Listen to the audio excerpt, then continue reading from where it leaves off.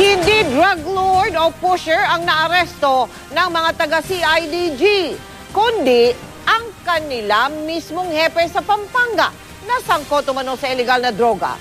Ang modus daw ng hepe at ng 6 na inarestong ahente, tinawag na agaw bato dahil yung nasasabat nilang droga, yun din ang kanilang ibinebenta. Nakatutok si Jamie Santos.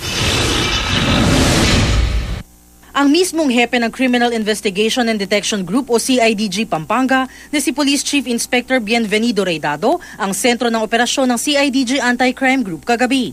Naaresto si Reydado kasama ang 6 na civilian agents ng CIDG Pampanga sa magkakahiwalay na raid sa Pampanga, Bulacan at Maynila dahil sa pagkakasangkot umano sa illegal na droga. Ang ginagamit nila mga civilian agents nila are actually, some of them are actually with warrants of arrest. Nakuha na ng grupo ni Reydado ng 5 high-powered firearms, 11 pistola at iba't ibang uri ng bala, mga cellphone at mahigit 2 milyong pisong cash na hininalang mula sa benta ng shabu.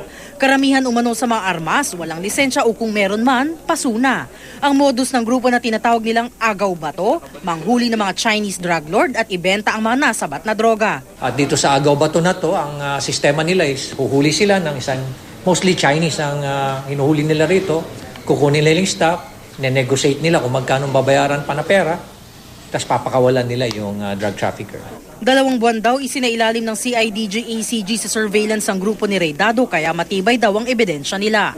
Lumabas din sa investigasyon ng CIDG na dati na ring may kaso si Reydado. Meron na siyang mga previous records. Sinubukan naming hinga ng komento si Reydado pero tumanggi siya. Ang isa namang civilian agent na aming nakausap, itinanggi ang paratang sa kanya. Sir, may kinalaman daw ba kayo sa sindikata na kumukuha ng droga? Hindi, sir, totoo, hindi man totoo yun. Jamie Santos, Nakatutok, 24 Oras.